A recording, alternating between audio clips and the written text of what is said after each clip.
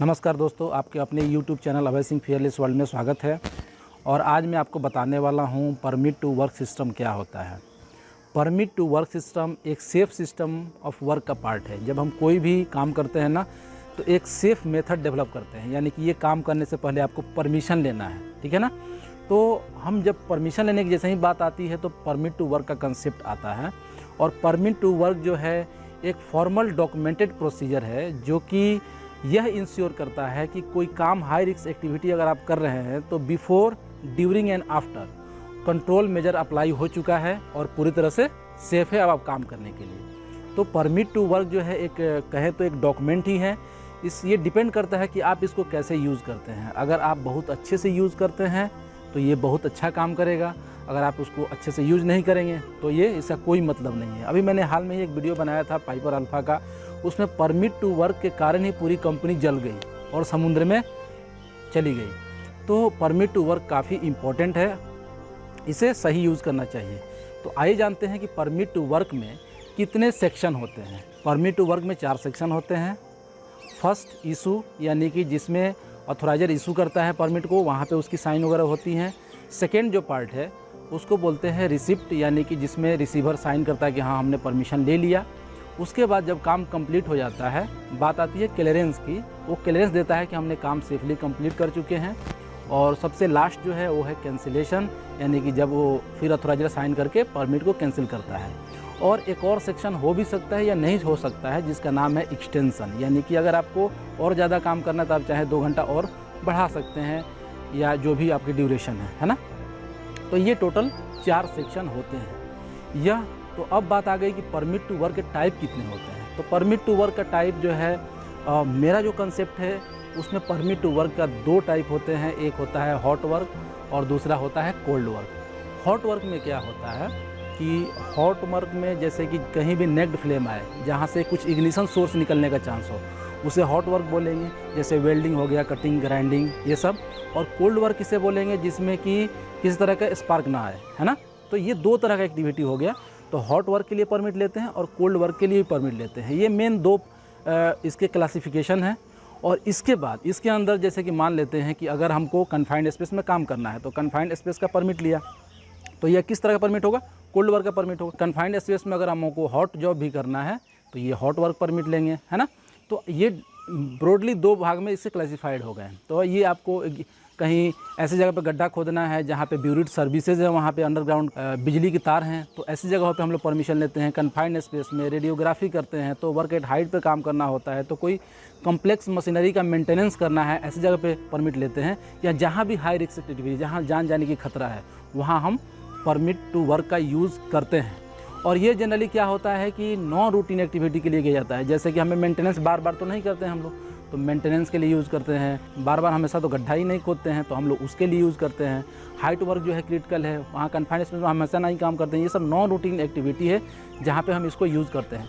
Routine जो daily हम काम करते हैं ना, उसमें हम लोग परमिट टू वर्क का यूज़ ना करके वहाँ पे एक हम SOP का यूज़ करते हैं, जिससे कि ये कंटिन्यू काम होता रहे। उसमें परमिट टू वर्क की ज़रूरत नहीं पड़ती है। तो अब आइए जानते हैं जनरली परमिट टू वर्क क्या होता है ना। 3 ट्रिप्लिकेट कॉपी होता है, 3 कॉपियाँ होती हैं इसकी। मैं आपको बता दूं, परमिट टू वर्क वेरी करता है कंपनी टू कंपनी। जो जैसी कंपनी है, जिसकी जैसी रिक्वायरमेंट है, वो लोग अपने अनुसार परमिट टू वर्क का फॉर्मेट बनाते हैं। इसीलिए आप देखेंगे ना, हर कंपनी में जो परमिट का फॉर्मेट है वो वेरी करता है, हर जगह अलग अलग होता है। इसलिए आपको टेंशन लेने की ज़रूरत नहीं है। लेकिन मैं बताइए, ये 4 सेक्शन आपको उसमें मिलेंगे ही मिलेंगे, और 5वां आपको एक्सटेंशन मिल सकता है। तो 3 कॉपियाँ जनरली हर जगह यूज़ करते हैं। ये चाहे तो कई जगह बढ़ा भी सकते हैं या घटा भी सकते हैं, लेकिन जनरली ये 3 कॉपी यूज किया जाता है। एक कॉपी जो इशू करता है वो रखता है, एक जो रिसीव करता है वो रखता है, और एक जो काम करवाता है वहाँ पे वो रखता है। 3 कॉपी जनरली होती है ना।